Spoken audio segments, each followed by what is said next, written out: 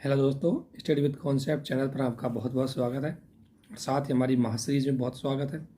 दोस्तों, हमारी इस महासीरीज के अंतर्गत स्टेट पीसीएस के लिए स्पेशल फैक्चुअल इन्फॉर्मेशन हेतु आपके लिए वीडियो प्रोवाइड करवाई जा रही है। इसमें आपको मिडाइवल हिस्ट्री के अंतर्गत जो मुगल काल है उससे जुड़े हुए जो पीसीएस के लिए फैक्चुअल इन्फॉर्मेशन ज़रूरी है वो उसको बहुत अच्छे तरीके से इसमें बताया गया है, काफ़ी अच्छे से एक्सप्लेन किया गया है।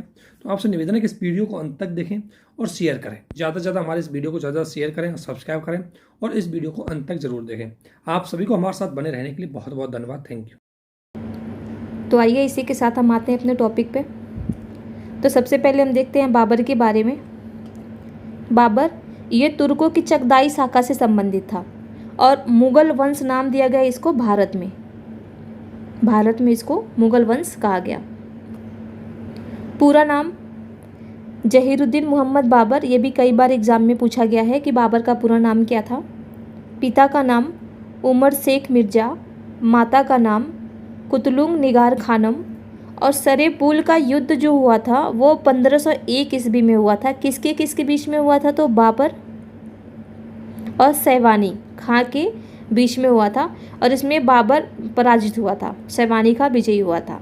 और सैवानी खां ने इस युद्ध में तुलुगमा पद्धति का प्रयोग किया था।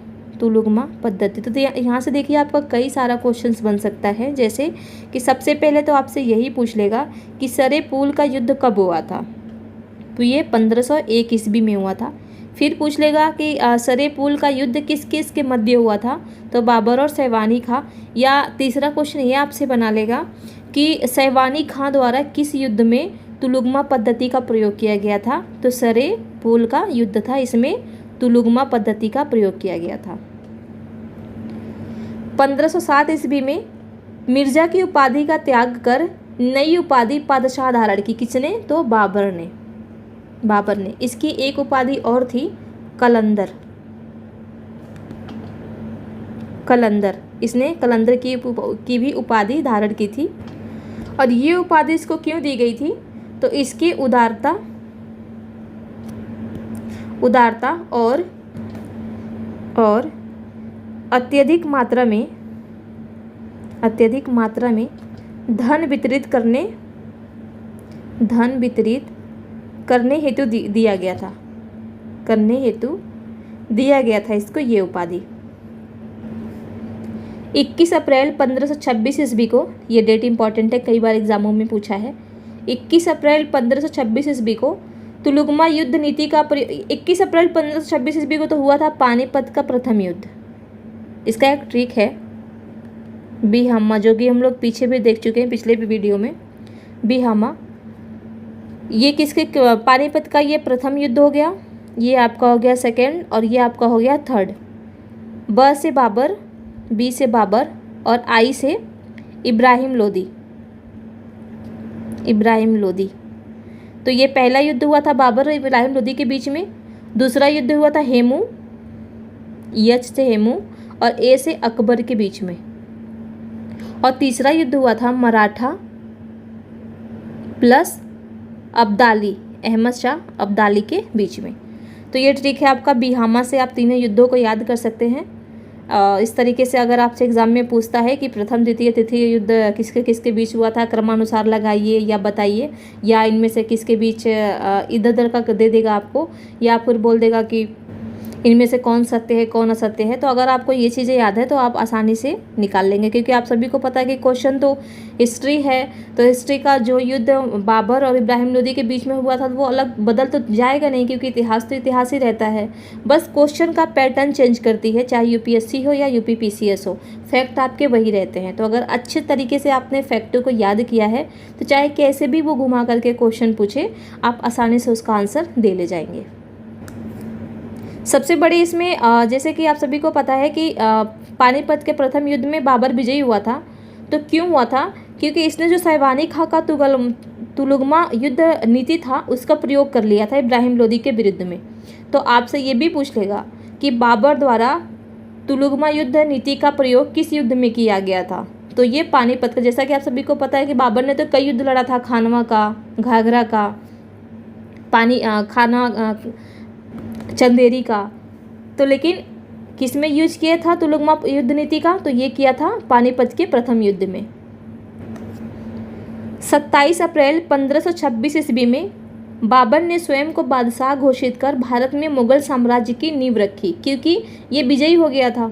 21 अप्रैल को ही ये विजयी हो गया था और फिर 27 अप्रैल को इसने अपने आप को बादशाह घोषित कर लिया और मुगल साम्राज्य की नींव रख दी भारत में। तो यहाँ से भी क्वेश्चन आपका पूछ लेगा कि भारत में मुगल साम्राज्य की नींव किसके द्वारा और कब रखी गई थी? तो ये बाबर के द्वारा 27 अप्रैल 1526 ईस्वी को रखी गई थी। अब देखते हैं घाघरा के युद्ध के बारे में। तो घाघरा का युद्ध 6 मई 1529 ईस्वी को लड़ा गया था बाबर बनाम महमूद लोदी के बीच में। तो ये भी इम्पॉर्टेंट है, बाबर बनाम महमूद लोदी के बीच में। और ये युद्ध जो था वो बाबर द्वारा लड़ा अंतिम युद्ध था, बाबर द्वारा लड़ा गया अंतिम युद्ध था, अंतिम युद्ध था। इसका भी एक ट्रिक है कि बाबर द्वारा जो लड़ा गया युद्ध था वो कब कब हुआ था, या उसका क्रमानुसार बताइए उसका युद्ध जो था। तो ऐसे आपको याद करना है कि बाबर आया, पानी पिया, खाना खाया, चला गया घर। तो आप देख सकते हैं कितना इजी हमारा ट्रिक है ये। सबसे पहले पानीपत का युद्ध लड़ा, और क्रम पूछता भी है, कई एग्जामों में क्रम पूछा भी है, खास करके आपको यूपीएससी में ही पूछ लेगा। तो पानी यानी पानीपत का युद्ध, पानी पिया, खानवा का युद्ध, चला गया यानी चंदेरी का युद्ध, और लास्ट में आपका है घर, तो घाघरा का युद्ध, घाघरा का युद्ध।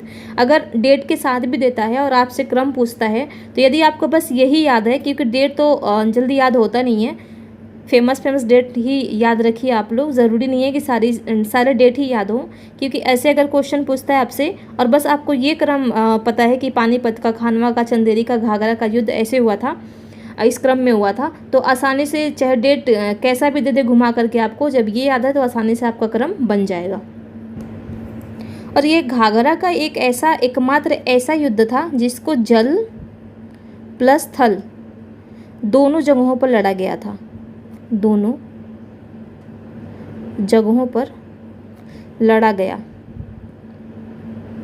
जल प्लस थल। तो ये भी पूछ सकता है कि जल और ऐसा कौन सा युद्ध था जो जल और थल दोनों जगहों पर लड़ा गया? तो ये घाघरा का ही युद्ध था। इसकी आत्मकथा तुजुके बाबरी या बाबरनामा के नाम से जानी जाती है। बाबरनामा तुर्की भाषा में रचित है, ये भी ध्यान देना है आपको, तुर्की भाषा में, कहीं कहीं दे देता है कि फारसी भाषा में, तो ये फारसी भाषा में नहीं है, ये तुर्की भाषा में है। 2 हिंदू राज्यों का उल्लेख है इसमें बाबरनामा में, एक तो मेवाड़ और एक विजयनगर के। फारसी भाषा में अनुवाद जो किया गया था बाबरनामा का बाद में, वो किया गया था अब्दुल रहीम खान खाना द्वारा। तो ये भी इम्पॉर्टेंट है कि फारसी में कब इसका अनुवाद हुआ था, किसके द्वारा किया गया था? तो अब्दुल रहीम खान खाना द्वारा किया गया था। और जो मूल इसका है, मतलब जो रचना ग्रंथ है मूल, वो किस भाषा में है? तो वो तुर्की भाषा में है। तो ये अंतर आप लोग यहाँ पर ध्यान से देख लीजिएगा। तोपखाने का नेतृत्व, जैसा कि आप सभी को पता है कि बाबर ने पानीपत के युद्ध में तोपखाने का यूज किया था, तो इसका नेतृत्व कौन कर रहा था? तो उस्ताद अली कुली द्वारा ये इसका नेतृत्व किया जा रहा था। कलंदर की उपाधि यहाँ पर दे दिया है उदारता के कारण। पानीपत के प्रथम युद्ध में तोपों का सर्वप्रथम प्रयोग किया था इसने। खानवा का युद्ध 16 मार्च 1527 ईस्वी, ये भी डेट थोड़ा सा आप लोग याद रख लीजिए। ये युद्ध बाबर और राणा सांगा के मध्य में हुआ था, खानवा का, और बाबर ने इसमें जिहाद का नारा दिया था। तो ये भी क्वेश्चन पूछा गया है कि बाबर द्वारा जिहाद का नारा या जिहाद का घोषणा किस युद्ध में किया गया था? तो वो किया गया था खानवा के युद्ध में। युद्ध में विजय प्राप्ति के पश्चात बाबर द्वारा गाजी की उपाधि धारण की गई थी। तो यहाँ से ये भी क्वेश्चन बन सकता है कि किस युद्ध में बाबर ने विजय के पश्चात गाजी की उपाधि धारण की? तो वो खानवा के युद्ध था, जिसमें ये जब विजयी हुआ तो इसने गाजी की उपाधि धारण की। गाजी का मतलब होता है काफिरों को मारने वाला, गाजी का मतलब होता है काफिरों को मारने वाला। अब देखते हैं हुमायूं के बारे में, हुमायूं और शेरशाह के बारे में। तो बाबर के 4 पुत्र थे, कामरान, अस्करी, हिंदाल और हुमायूं। और हुमायूं इसमें सबसे बड़ा पुत्र था। इसकी माँ माहम बेगम थी, जो कि सिया संप्रदाय से संबंधित थी। 1532 ईस्वी में चुनार दुर्ग पर प्रथम आक्रमण था हुमायूं का चुनार दुर्ग पर प्रथम आक्रमण था। शेर खां द्वारा हुमायूं की अधीनता स्वीकार कर ली गई। इस युद्ध में शेर खां द्वारा हुमायूं की अधीनता स्वीकार कर ली गई थी। इसका एक नाम और था, जिसका मूल नाम था वो था नासिरुद्दीन मोहम्मद। तो ये भी आप लोग ध्यान रखिएगा। बाबर का नाम था ज़हीरुद्दीन और इसका नाम था नासिरुद्दीन। और हुमायूं तो इसको बाद में हुमायूं के नाम से जाना गया। हुमायूं का मतलब होता है भाग्यवान। मुगल शासकों में हुमायूं ही एकमात्र ऐसा शासक था जो ग्रहों और नक्षत्रों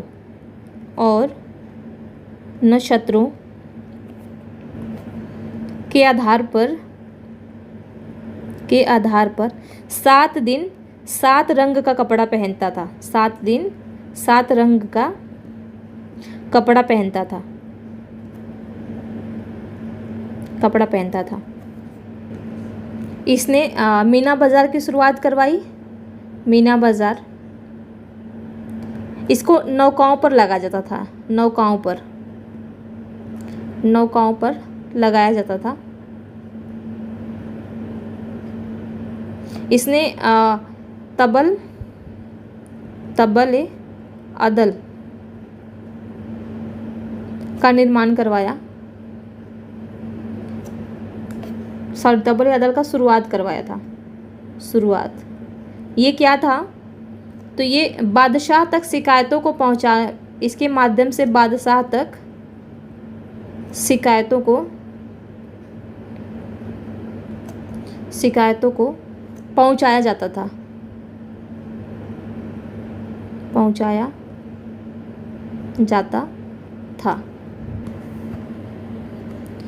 इसके 4 प्रमुख युद्ध को अगर हम देखें तो देवरा का युद्ध ये हुआ था 1532 ईस्वी में और इसमें हुमायूं विजेता हुआ था। चौसा का युद्ध 26 जून 1539 ईस्वी को हुआ था, शेर खां विजेता हुआ था इसमें। सरहिंद का युद्ध 22 जून 1555 को हुआ था, इसमें हुमायूं विजयी हुआ था। और कन्नौज और इसी को जानते हैं बिलग्राम के नाम से, ये 17 मई 1540 ईस्वी को हुआ था। ये युद्ध का डेट पूछा गया है। और ये भी पूछा गया है कि कन्नौज के युद्ध को अन्य किस नाम से जानते हैं, तो बिलग्राम के नाम से जानते हैं। ये हुमायूं और शेरशाह के बीच में हुआ था, जिसमें हुमायूं शेरशाह से परास्त हुआ था। तो ये भी आपको ध्यान रखना है। अब देखते हैं शेरशाह के बारे में। ये इम्पॉर्टेंट है काफ़ी, इससे क्वेश्चन बनता है। फरीद बचपन का नाम था, शेरशाह का बचपन का नाम फरीद था। सुधार क्षेत्र अगर देखें तो इन्होंने किस क्षेत्र में सुधार किया, तो राजस्व के क्षेत्र में, प्रशासनिक क्षेत्र में, सैनिक क्षेत्र में एवं करेंसी प्रणाली में इन्होंने सुधार किया था। बंगाल को सरकारों, जिसका मतलब होता है जिला, उस काल में जिले को सरकार कहा जाता था। बंगाल को इसने सरकारों में विभक्त किया क्योंकि अच्छे से वहाँ पर शासन व्यवस्था को संचालित किया जा सके। शुद्ध सोने, चांदी एवं तांबे के सिक्कों का प्रचलन इनके द्वारा ही करवाया गया। तो यहाँ पर ध्यान रखना है, क्योंकि कभी कभी दे देगा कि केवल सोने के सिक्के का प्रचलन करवाया गया शेरशाह के द्वारा या केवल चांदी क्या। तो आपको तीनों ध्यान रखना है कि सोना, चांदी और तांबा। चांदी का रुपया, तांबे का दाम जो होता था, चांदी का रुपये तांबे का दाम 1:64 के अनुपात में होता था। कालिंजर विजय अंतिम विजय थी शेरशाह की। और बाबर का अंतिम विजय कौन सा था, अंतिम युद्ध कौन सा था, तो वो था घाघरा का। लेकिन यहाँ पर बाबर के बारे में शेरशाह के बारे में पूछा जा रहा है। तो शेरशाह का जो अंतिम विजय था वो कालिंजर विजय था। शेरशाह की मृत्यु कब हुई थी, डेट इंपॉर्टेंट है। शेरशाह की मृत्यु 22 मई 1545 ईस्वी में हुआ था। 22 मई 1545 ईस्वी में हुआ था। मकबरा कहाँ है, ये कई बार बीपीएससी में पूछा है शेरशाह का मकबरा। तो ये बिहार के सासाराम में है। कृषकों की सहायता के लिए इन्होंने पट्टा और कबूलियत नामक प्रणाली की शुरुआत की।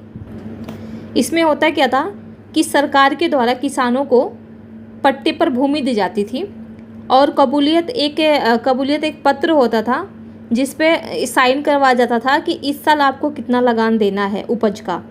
तो पट्टा और कबूलियत ये शेरशाह के द्वारा शुरू करवाया गया था। दिल्ली स्थित पुराना किला के भवनों का निर्माण शेरशाह द्वारा ही करवाया गया।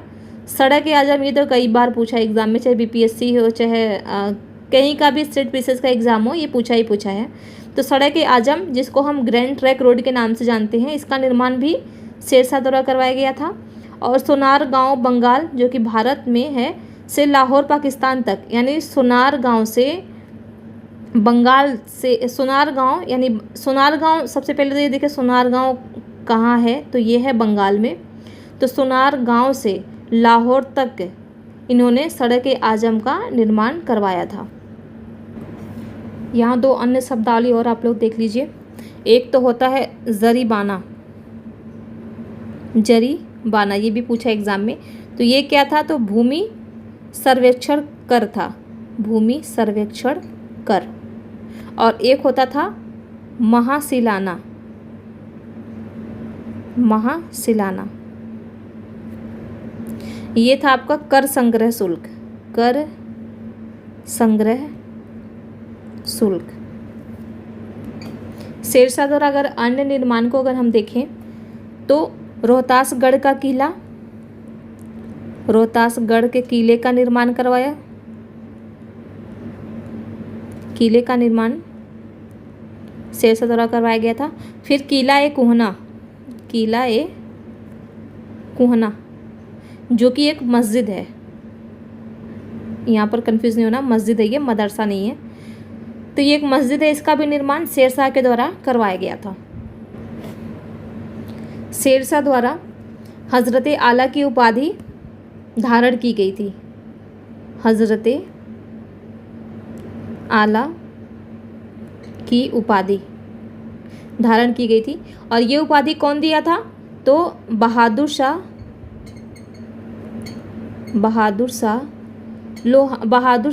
लोहानी द्वारा, लोहानी द्वारा शेरशाह को ये उपाधि दिया गया था। अब आगे देख लेते हैं अकबर के बारे में। अकबर का जन्म कब हुआ था, तो 15 अक्टूबर 1542 को हुआ था। तो ये देखिए 15 यहाँ भी है और 15 यहाँ भी है, बाकी लास्ट का ही आपको बस ध्यान देना है। 15 अक्टूबर 1542 ईस्वी को हुआ था। 1556 ईस्वी ये अब बादशाह घोषित हुआ, 1526 ईस्वी को अकबर को बादशाह घोषित किया गया था। बैरम खां अकबर का संरक्षक था, वकील नियुक्त भी किया गया था बैरम खां को, और खाने खाना की उपाधि भी बैरम खां को दी गई थी। अकबर का विवाह आमेर के राजा बिहारी मल की पुत्री हरखा बाई से, जिनको जोधाबाई के नाम से भी जानते हैं, से हुआ था। और सलीम जहांगीर, जिसका नाम जहांगीर भी था, जहांगीर कह सकते हैं कि जहांगीर का अन्य नाम सलीम था, का जन्म इन्हीं से हुआ था, हरखा बाई से ही हुआ था। समर्थक के चिश्तिया संप्रदाय के समर्थक था अकबर।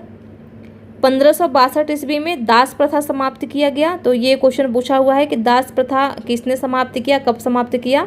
मुगल वंश के बारे में पूछा जाता है, मुगल काल के बारे में। तो ये अकबर द्वारा किया गया था 1562 ईस्वी में। 1563 ईस्वी में तीर्थ यात्रा कर समाप्त किया गया अकबर के द्वारा। और 1564 ईस्वी में, तो ये कई बार पूछा गया, ये क्वेश्चन तो कई बार पूछा है। तो 1564 ईस्वी में जजिया कर समाप्त किया गया था। बाल विवाह एवं सती प्रथा को रोकने का प्रयास सर्वप्रथम किस मुगल शासक के द्वारा किया गया था, तो ये किया गया था अकबर के द्वारा। ये भी क्वेश्चन पूछा गया है। फारसी भाषा, एक फैक्ट और है, फारसी भाषा मुगलों की राजकीय भाषा, मुगलों की राजकीय भाषा अकबर के शासनकाल में ही बना, अकबर के शासन काल में ही बना। अकबर ने तौहीन ए इलाही की शुरुआत की, तौहीन ए इलाही, जिसका मतलब होता है, जिसका मतलब सभी धर्मों का मूल सिद्धांत को साथ लेकर चलना। साथ लेकर चलना। और यही वजह था कि मुगल वंश में सबसे ज़्यादा शासन अकबर ने ही किया था, क्योंकि ये सभी धर्मों को साथ लेकर के चला था। और सबसे पहले इसने कछवाहा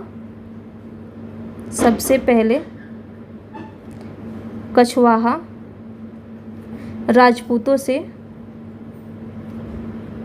से वैवाहिक संबंध अकबर द्वारा ही बनाया गया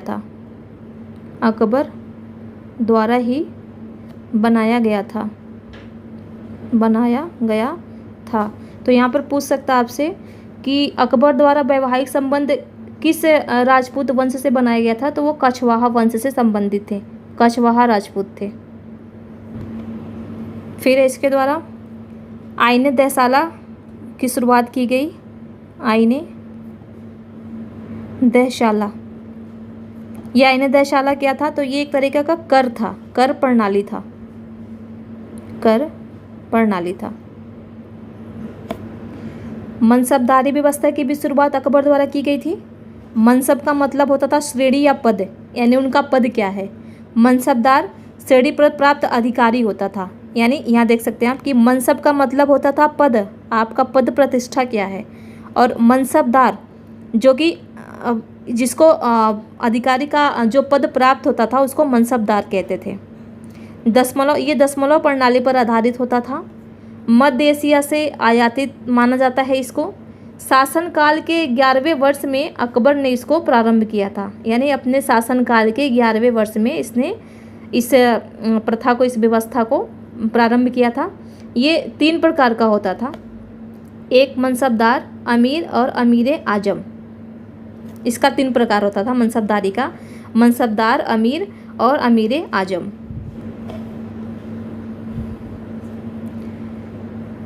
तौहीद ए इलाही, अभी हमने ऊपर देख लिया कि सभी धर्मों को एक साथ लेकर के चलने का सिद्धांत था।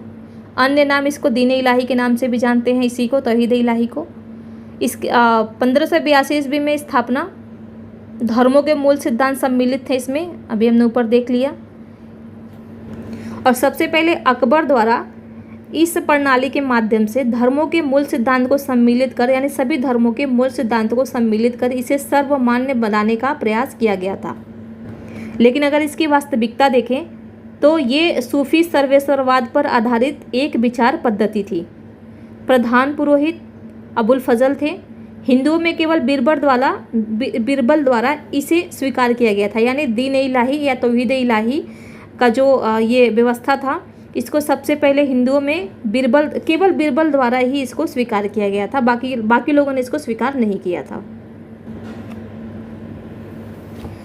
परीक्षोपयोगी तथ्य को देख लेते हैं। पर्सी ब्राउन ने तुर्की सुल्तान के महल को क्या कहा था, तो स्थापत्य कला का मोती कहा था। किसने कहा था, तो पर्सी ब्राउन ने कहा था। अकबर के गुजरात विजय के बाद सिकरी को दिया गया नया नाम, यानी सबसे पहले था फतेहपुर सिकरी का पहले क्या नाम था, तो केवल सिकरी था। बाद में अकबर द्वारा से नया नाम दिया गया फतेहपुर सिकरी। और कब दिया गया था, तो गुजरात विजय के पश्चात बाद में दिया गया था। अकबर ने सिकंदरा का नया नाम रखा बहिस्ताबाद, ये इंपॉर्टेंट है। सिकंदराबाद का अन्य नाम अकबर द्वारा दिया गया। 4 ऑप्शन दे देगा आपको, ध्यान रखना आपको कि बहिस्ताबाद था। अकबर ने अनुवाद विभाग की स्थापना करवाई। ये कई बार एग्जामों में पूछा गया है कि अनुवाद विभाग की स्थापना किसके द्वारा करवाया गया था, तो वो अकबर द्वारा करवाया गया था। किसकी अध्यक्षता में करवाया गया था, तो फैजी की अध्यक्षता में करवाया गया था।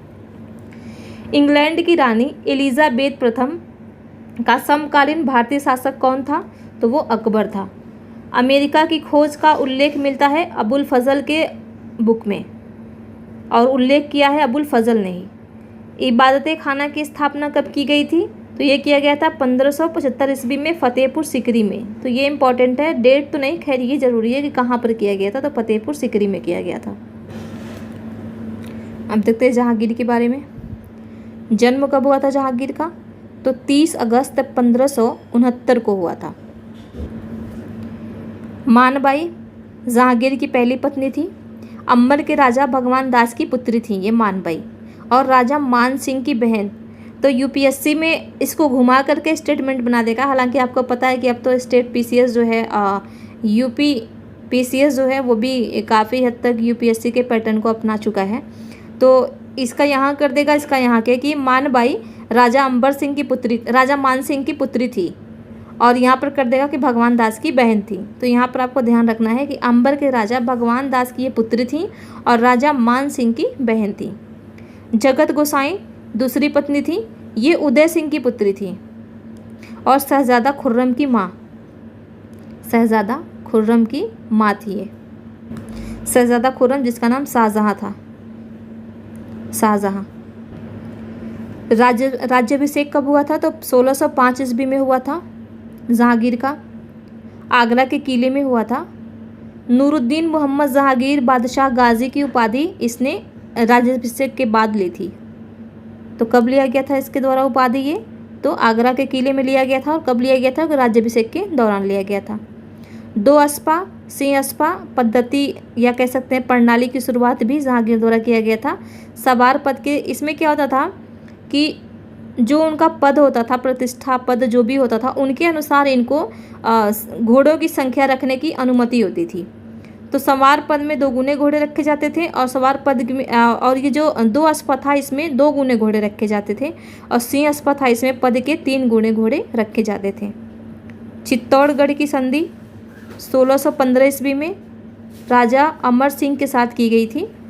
राणा ने मुगल बादशाह की अधीनता इसमें स्वीकार की थी। राणा द्वारा इसमें मुगल बादशाह की अधीनता को स्वीकार किया गया था।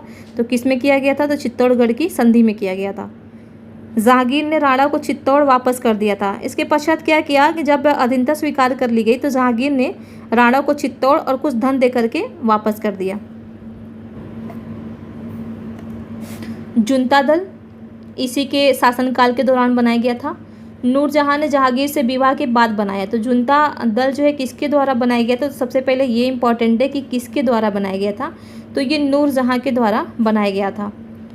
अन्य सदस्य इसमें अगर हम देखें कौन कौन थे जुनता दल में सदस्य शामिल, तो एतमादुद्दौला जिसको मिर्ज़ा भी कहते थे, इतमादुद्दौला मिर्ज़ा गियास बेग, ये नूरजहां का पिता था, पिता। असमत बेगम ये नूरजहां की माता थी, माता।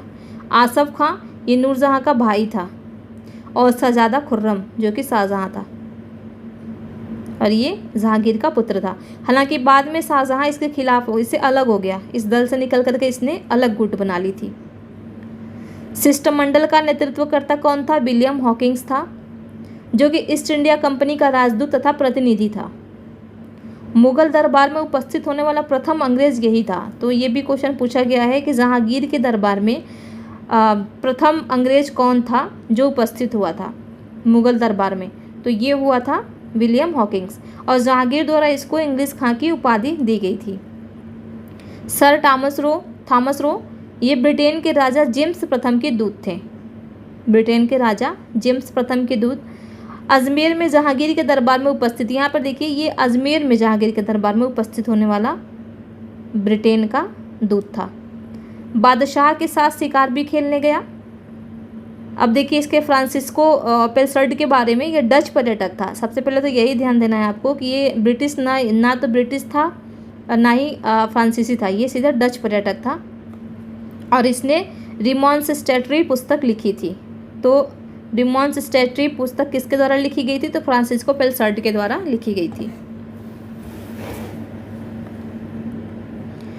जहांगीर के सर्वोत्कृष्ट चित्रकार के बारे में अगर हम देखें, ये भी कई बार पूछा गया है। तो उसमें से 2 थे, एक तो उस्ताद मंसूर जिसको नादिरुल असर की उपाधि दी गई थी।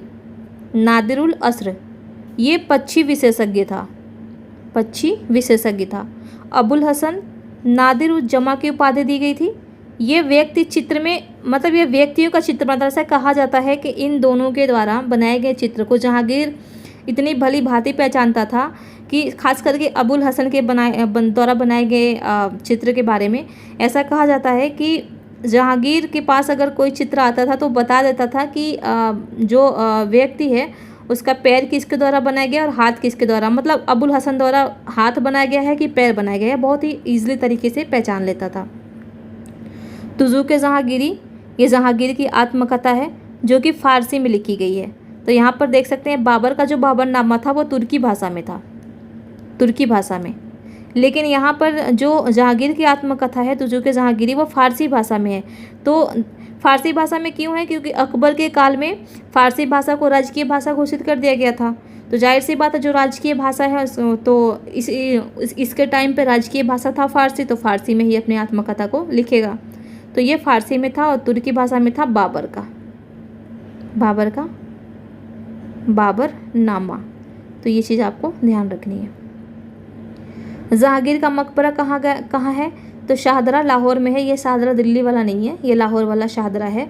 एतमादुद्दौला का मकबरा, एतमादुद्दौला का मकबरा ये नूरजहाँ ने बनवाया था और अपने पिता मिर्ज़ा गियास बेग की याद में। पूर्णतया संगमरमर द्वारा निर्मित है ये, मतलब संगमरमर के द्वारा निर्मित किया गया ये पहला कृति है। और ये पहला कृति है जिसमें पित्तरा द्यूरा का प्रयोग किया गया था। जैसे इसमें होता क्या था कि स्ट्रक्चर बना देते थे पहले और फिर उसमें संगमरमर के जो टुकड़े होते थे कलरफुल, उससे इसको सजा देते थे। इसी को कहते हैं पित्तरा द्यूरा। अब शाहजहाँ के बारे में देख लेते हैं। परिचय सबसे पहले देखिए, जन्म कब हुआ था? तो 1592 ईस्वी में हुआ था। माता जगत गोसाई, पत्नी अर्जुमंद बानो बेगम, जिसको मुमताज़ महल के नाम से जानते हैं। तो यहाँ पर क्वेश्चन बन सकता है कि मुमताज़ महल का अन्य नाम क्या था? तो अर्जुमंद बानो बेगम था। इसका राज्याभिषेक कहाँ पर हुआ था? तो आगरा में हुआ था। राजधानी आगरा से दिल्ली इसने स्थानांतरित कर लिया। उपाधि अबुल मुजफ्फर शहाबुद्दीन मोहम्मद साहिब किरण सानी। ये इतना ज़्यादा पूछेगा नहीं, बस ये एक याद रखें, सिकंदर सानी किसके द्वारा ली गई थी? तो अलाउद्दीन खिलजी के द्वारा। तो मिलता जुलता शब्द है यहाँ पर थोड़ा सा, ये लास्ट वाला तो मे भी दे सकता है।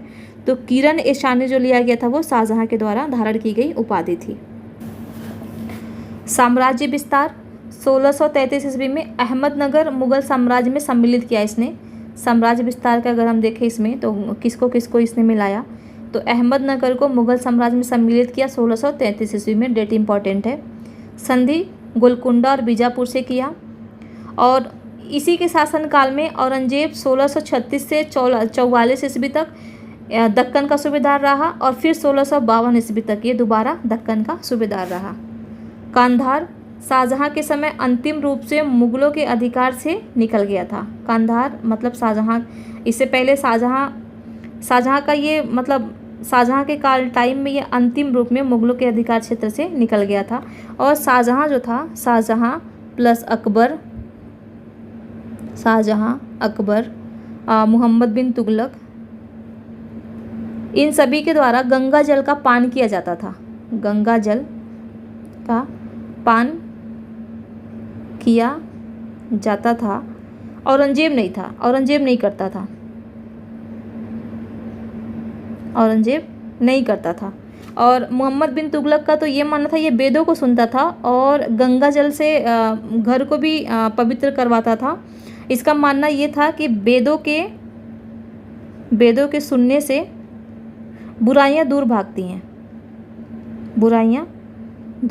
हैं।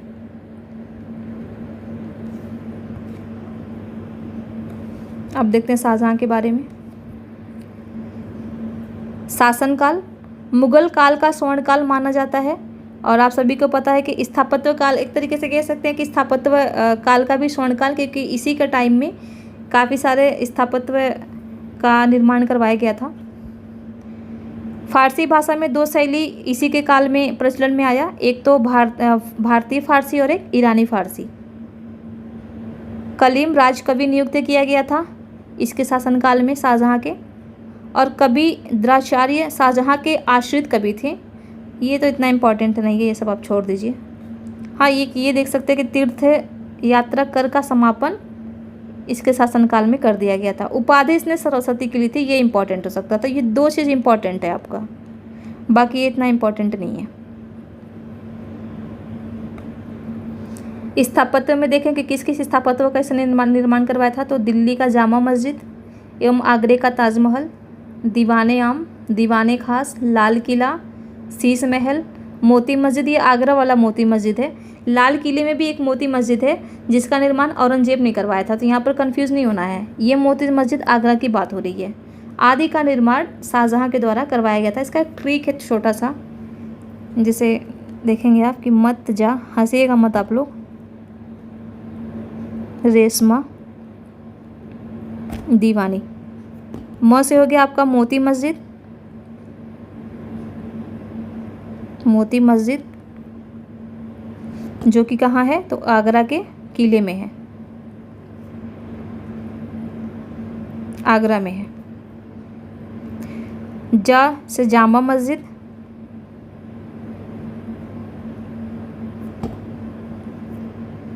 रेशम बाग।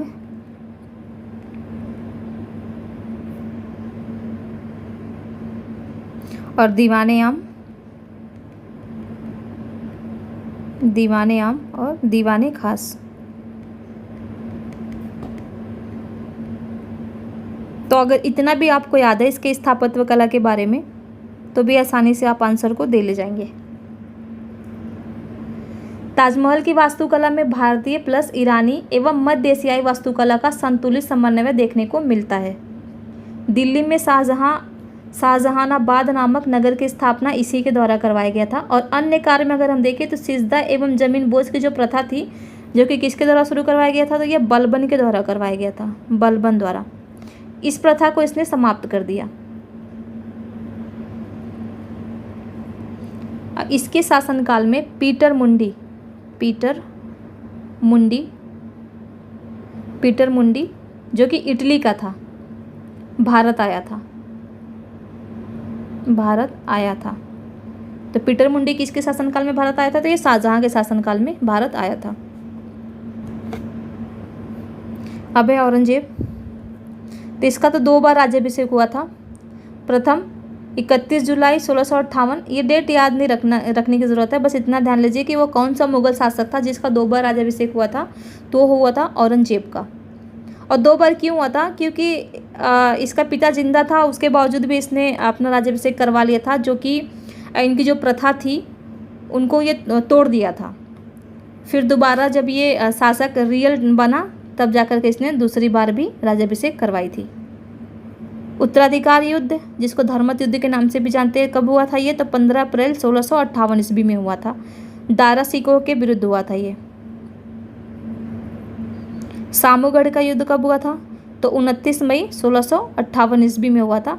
दारा सिकोह किसके बीच हुआ था, तो ये हुआ था दारा सिकोह बनाम औरंगजेब एवं मुरादी की संयुक्त सेना। तो यहाँ पर 3 लोग शामिल थे, तो ये इम्पोर्टेंट है।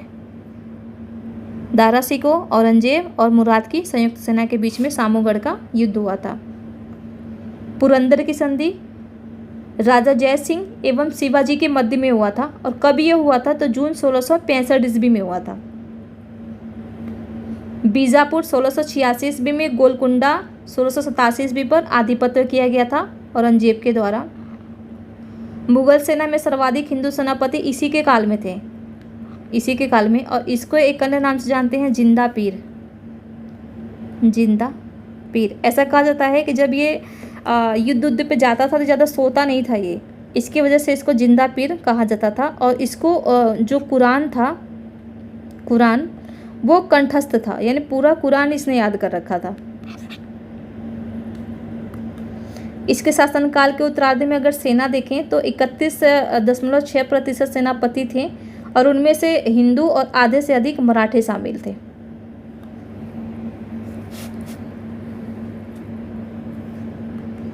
सोलह सौ 1979 ईस्वी में जजिया कर पुनर्जीवित किया इसने, औरंगजेब ने सिक्कों पर कलमा खुदवाया। नवरोज का त्यौहार मनाना, तुलादान तथा झरोखा दर्शन पर इसने पाबंदी लगा दिया। राबिया उद दौरानी के मकबरे का निर्माण आजम शाह द्वारा करवाया गया था। तो यहाँ पर आपको कंफ्यूज नहीं होना है, क्योंकि कभी कभी ऑप्शन में दे देगा कि राबिया उद दौरानी जो कि औरंगजेब की पत्नी थी, इसके यादगार में राबिया उद दौरानी का मकबरा का निर्माण करवाया गया था। तो औरंगजेब द्वारा नहीं करवाया गया था, ये उसके बेटे आजम शाह के द्वारा करवाया गया था। अन्य नाम इसका बीबी का मकबरा भी कहते हैं। तो ये भी क्वेश्चन पूछा है कि राबिया उद दौरानी के मकबरे का अन्य नाम क्या है, तो बीबी का मकबरा।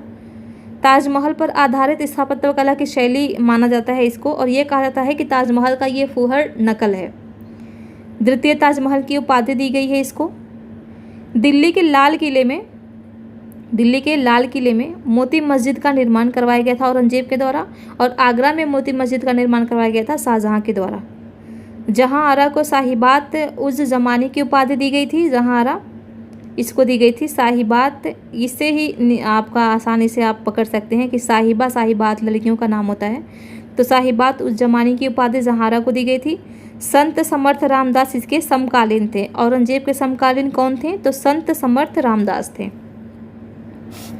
मदद-ए-मास ये विद्वानों एवं धार्मिक व्यक्तियों को दी जाने वाली राजस्व मुक्त अनुदान भूमि थी। तो मदद-ए-मास क्या था? तो राजस्व मुक्त अनुदान भूमि था। बस इतना ही आपको ध्यान रखना है।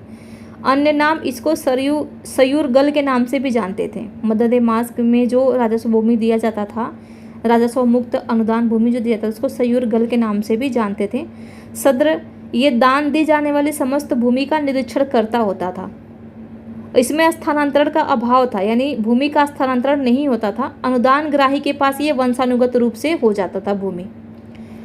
इसमें एक चीज आप लोग देख लीजिएगा कि स्त्री, गुलाम और 14 वर्ष से कम बच्चे, 14 वर्ष से कम के बच्चे,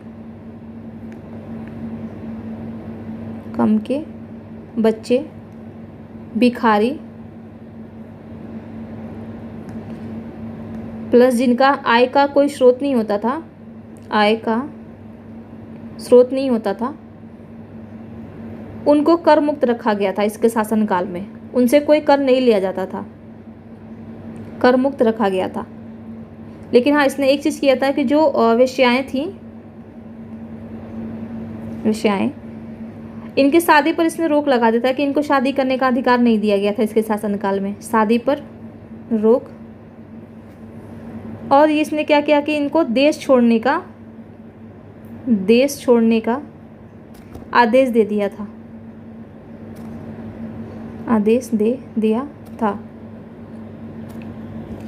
तो इस प्रकार से हम लोग मुग़ल वंश के बारे में देख लिए, शासकों के बारे में। बाकी ये मुग़लकालीन प्रशासन है, इसको आगे देखेंगे, ताकि इसमें भी काफ़ी समझने वाली चीज़ें हैं, तो इसको आराम से करेंगे।